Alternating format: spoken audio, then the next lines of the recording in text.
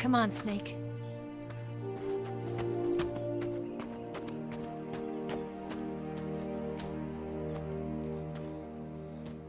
We made it.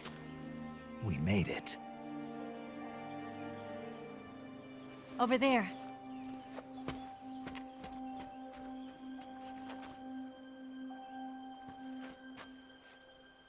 It's the boss, isn't it? I'll go get the wig ready to take off. Right. I'll leave you two alone. But come back in one piece, okay?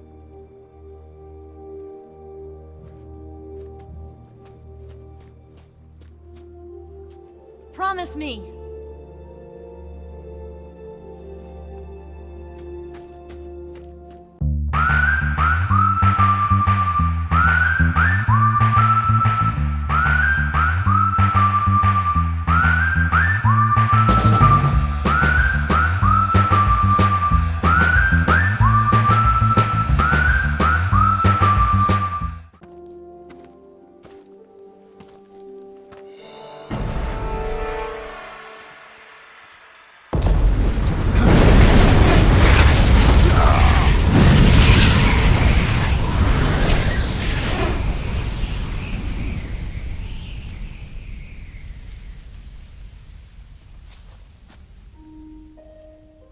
Life's end. Isn't it beautiful? It's almost tragic. When life ends, it gives off a final lingering aroma. Light is but a farewell gift from the darkness to those on their way to die. I've been waiting, Snake, for a long time. Waiting for your birth, your growth, and the finality of today. Boss. Why are you doing this? Why? To make the world one again. The world used to be whole. But with the end of the Second World War, the philosophers began to fight amongst themselves, and the world was torn apart. The Cobras, my comrades who trained and fought alongside me, were torn apart as well. The foibles of politics and the march of time can turn friends into enemies just as easily as the wind changes. Ridiculous, isn't it? Yesterday's ally becomes today's opposition. And this Cold War? Think back. When I was leading the Cobras, America and Russia were fighting together. Now, consider whether America and Russia will still be enemies in the 21st century. Somehow I doubt it. Enemies change along with the times, the flow of the ages, and we soldiers are forced to play along. I didn't raise you and shape you into the man you are today just so we could face each other in battle. A soldier's skills aren't meant to be used to hurt friends. So then what is an enemy? Is there such a thing as an absolute timeless enemy? There is no such thing, and never has been.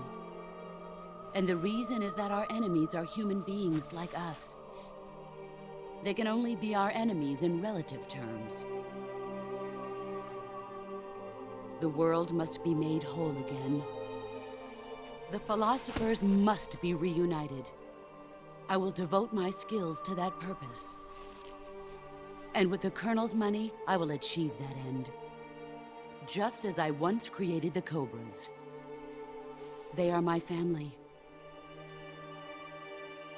I may no longer be able to bear children, but I still have a family.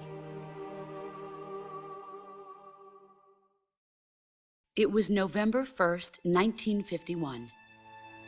I was in the Nevada desert participating in atomic testing. The name Nevada is derived from Spanish, covered in snow, white as snow. And snow is exactly what I saw in that Nevada desert. It froze my blood white. Snake, you were an atomic test subject, weren't you? on Bikini Atoll. That's part of the reason I was drawn to you. You and I are alike. We're both slowly being eaten away by the karma of others. We'll never have the chance to die peacefully of old age. We have no tomorrow. But we can still have hope for the future. In 1960, I saw a vision of the ideal future from space. 3 years earlier, the Soviet Union had succeeded in launching Sputnik, the first man-made satellite in history, into orbit. This came as a huge shock to the United States. In response, America threw everything it had into its own manned spaceflight project, the Mercury program. Even as the Soviets seemed poised to send their first man into space, America was still experimenting with chimpanzees and rockets. The government wanted human data, so they secretly decided to send a human being into space. I was the one they chose. At the time, they didn't have the technology to block out cosmic rays, and whoever they sent up would inevitably be exposed to heavy radiation. That's why they chose me. After all, I'd already been irradiated once. Of course, you won't find any of this in the history books. I could see the planet as it appeared from space. That's when it finally hit me. Space exploration is nothing but another game in the power struggle between the US and the USSR. Politics, economics, the arms race, they're all just arenas for meaningless competition. I'm sure you can see that, but the Earth itself has no boundaries. No East, no West, no Cold War. And the irony of it is, the United States and the Soviet Union are spending billions on their space programs and the missile race, only to arrive at the same conclusion. In the 21st century, everyone will be able to see that we are all just inhabitants of a little celestial body called Earth. A world without communism or capitalism, that is the world I wanted to see. But reality continued to betray me.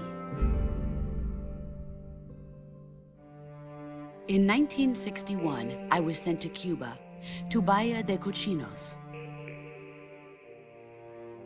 It was part of a CIA-sponsored invasion under the guise of taking Cuban exiles back to their country.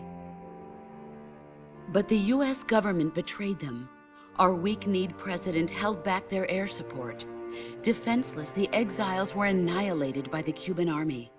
All I could do was watch in silence. I was set up by the very country I'd sacrificed so much for, by the very government I dedicated my life to defending. I was driven from the surface world, and I went underground. Then, 2 years ago, I faced the sorrow, my old comrade in battle. He was my friend. But one of us had to die.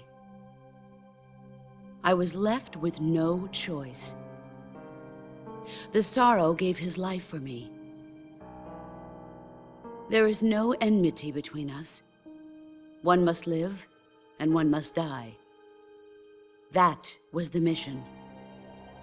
The ones who gave me that mission were the philosophers. Early in the 20th century, the true holders of power in the United States, the Republic of China, and the newly formed Soviet Union gathered together in a secret meeting that would later be known as the Wise Men's Committee. The secret pact they formed there marked the beginning of the philosophers. But the last of the original members died in the 1930s. After that, the organization began to run out of control, and the Wise Men's Committee degenerated into a mere shell of its former self. The philosophers of today have no sense of good or evil. Their influence extends to countries and organizations involved in every aspect of every war. They have become war itself. That's how they operate. The sacrifices of war cause a shift in the times. This shift leads to renewed conflict, and in turn triggers the next war. Like a nuclear chain reaction, each conflict sparks countless others, forming an endless spiral that will continue on for eternity. Do you understand what I'm saying, Snake? By consuming me and you, the philosophers intend to keep that cycle going forever. It was my father who explained all of this to me. He was one of them. You see, I am the last remaining child of the philosophers. But after he revealed the truth, my father was killed by that same shapeless, formless organization. And my father isn't the only thing the philosophers have taken from me. In June of 1944, the Cobras and I took part in the landing at Normandy.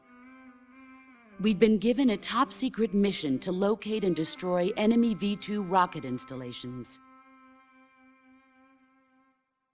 I was pregnant at the time. The sorrow was the father. I gave birth on the field of battle. A beautiful baby boy. But my child was snatched away from me by the philosophers.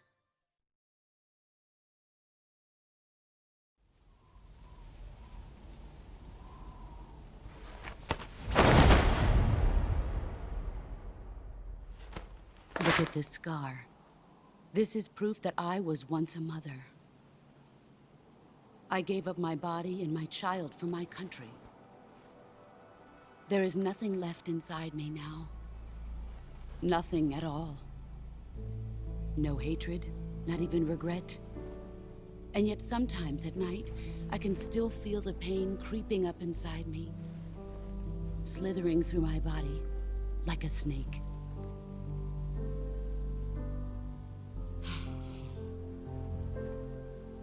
I've never talked this much about myself before.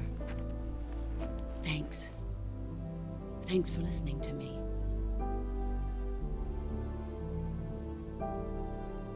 I feel content. Snake, commence the operation. I raised you. I loved you. I've given you weapons, taught you techniques, endowed you with knowledge. There is nothing more for me to give you. All that's left for you to take is my life, by your own hand. One must die, and one must live. No victory, no defeat. The survivor will carry on the fight. It is our destiny.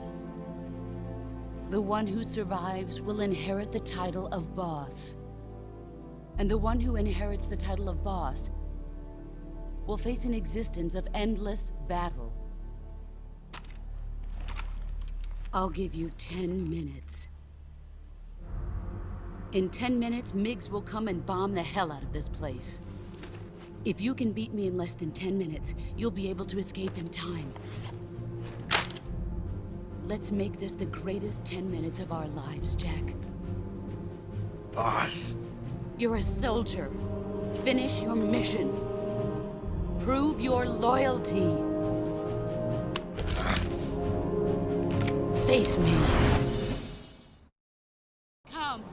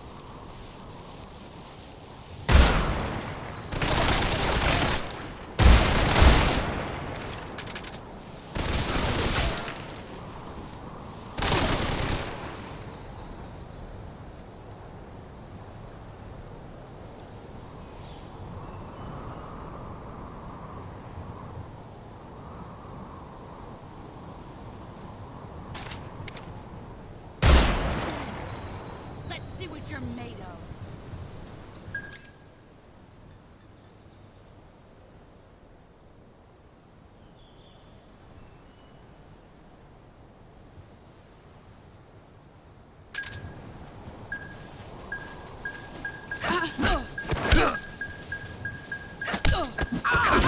Excellent, Jake.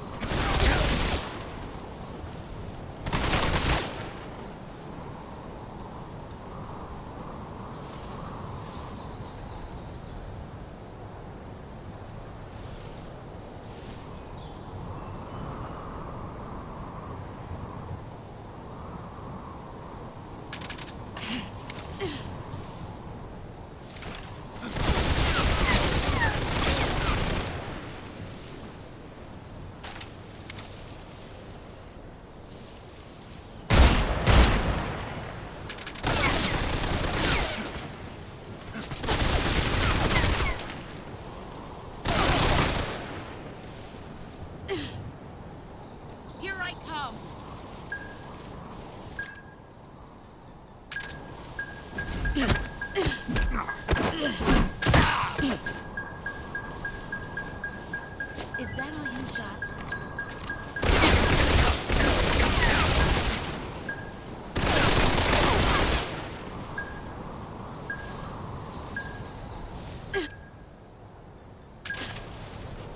Let's see what right. Yourself.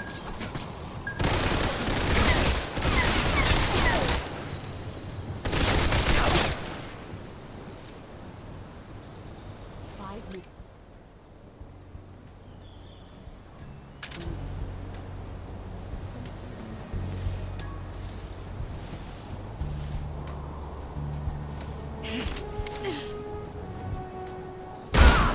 Brace yourself.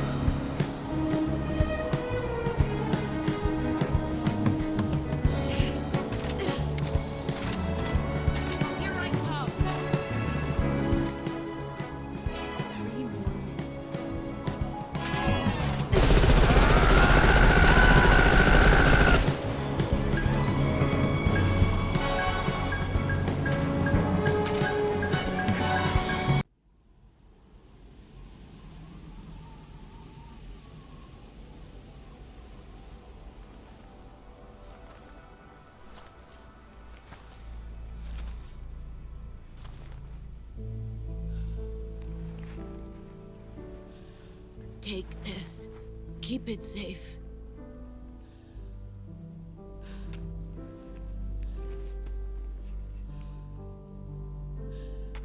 It's our only hope.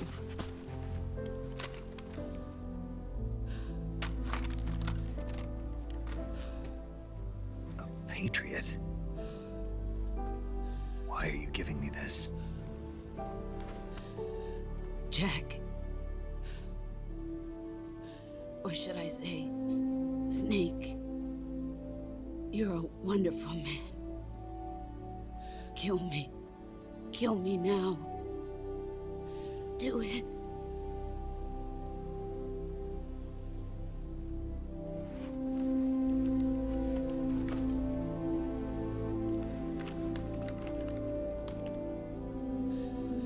There's only room for one boss and one snake.